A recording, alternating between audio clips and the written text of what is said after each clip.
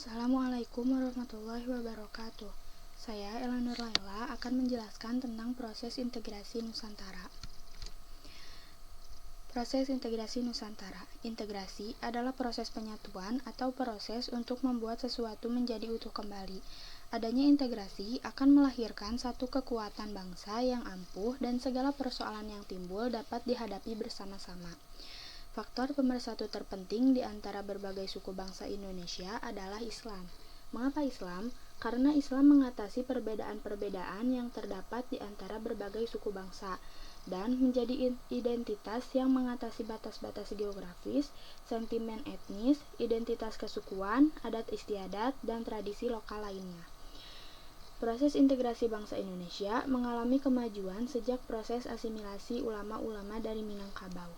Ulama-ulama dari Minangkabau berhasil mengislamkan saudara-saudara kita di Sulawesi. Ulama-ulama Sulawesi berhasil mengislamkan saudara-saudara kita di Bina, Nusa Tenggara dan Kepulauan Riau.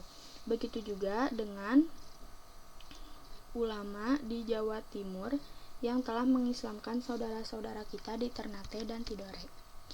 Proses integrasi bangsa Indonesia dimulai sejak abad ke-16 sampai abad ke-19 dan diteruskan pada abad ke-20. Setelah terbentuknya Negara Kesatuan Republik Indonesia, proses integrasi bangsa Indonesia tidak berhenti, melainkan terus berlanjut sampai sekarang. Peran-peran dalam proses integrasi Nusantara ada 3. Yang 1, peran ulama, yang kedua, peran pelayaran dan perdagangan, yang ketiga, peran bahasa.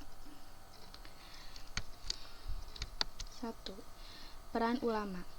Ulama dalam masyarakat Islam tidak hanya sebagai figur ilmuwan yang menguasai dan memahami ajaran-ajaran agama, tetapi juga sebagai penggerak, motivator, dan dinamisator masyarakat ke arah pengembangan dan pembangunan umat. Para ulama juga berperan dalam bidang politik, ekonomi, sosial, budaya, pendidikan, dan sebagainya. Peranan para ulama dalam proses integrasi Nusantara antara lain sebagai berikut. 1. Agama Islam yang masuk dan berkembang di Nusantara mengajarkan kebersamaan dan mengembangkan toleransi dalam kehidupan beragama. 2. Islam mengajarkan persamaan dan tidak mengenal kasta-kasta dalam kehidupan masyarakat. 3. Konsep ajaran Islam memunculkan perilaku ke arah persatuan dan persamaan derajat. Itulah mengapa peranan ulama termasuk peranan yang penting dalam proses integrasi Nusantara, karena di dalam agama Islam tidak mengenal kasta-kasta dalam kehidupan masyarakat, juga mengembangkan toleransi dalam kehidupan beragama. Itulah yang mendorong bangsa Indonesia menuju integrasi Nusantara. 2. Peran pelayaran dan perdagangan. Pelayaran dan perdagangan antar pulau di kawasan Nusantara memiliki peran penting dalam proses integrasi Indonesia, seperti menghubungkan penduduk-penduduk satu pulau dengan lainnya. Dalam pelayaran dan perdagangan, laut memegang peranan yang sangat penting. Laut digunakan sebagai jalan bebas hambatan yang bisa digunakan oleh penduduk pulau manapun. Laut merupakan jalan penghubung sekaligus sebagai pemersatu penduduk yang tinggal di Kepulauan Nusantara. 2. Proses pencampuran dan penyebaran budaya satu daerah terhadap daerah lainnya. Setelah jatuhnya Malaka ke tangan Portugis tahun 1511, sebagai kegiatan perdagangan Nusantara, sebagian kegiatan perdagangan Nusantara dialihkan ke Aceh, Banten, Makassar, Gresik, dan lain-lain. Di kota-kota tersebut, seperti halnya di Malaka sebelum tahun 1511, terjadi pertemuan antara berbagai suku bangsa. Dari pertemuan itu, terjadilah pertukaran pengalaman, pengetahuan, dan adat istiadat yang berbeda-beda.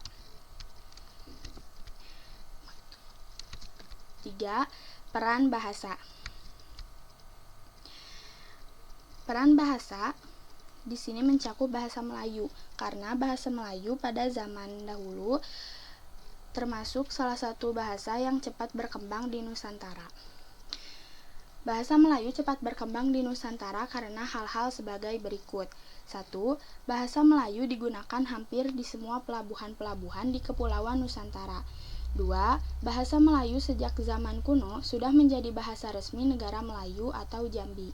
3. Pada masa kejayaan Kerajaan Sriwijaya, bahasa Melayu dijadikan sebagai bahasa resmi dan bahasa ilmu pengetahuan. 4. Para pedagang di daerah-daerah sebelah timur Nusantara juga menggunakan bahasa Melayu sebagai bahasa pengantar. Yang terakhir, pada tahun 1641, VOC merebut Malaka dan kemudian mendirikan sekolah-sekolah dengan menggunakan bahasa Melayu. Dengan demikian, kedatangan VOC juga membantu mengembangkan bahasa Melayu pada zaman dahulu. Sekian dari saya, mohon maaf apabila banyak kekurangan. Terima kasih. Wassalamualaikum warahmatullahi wabarakatuh.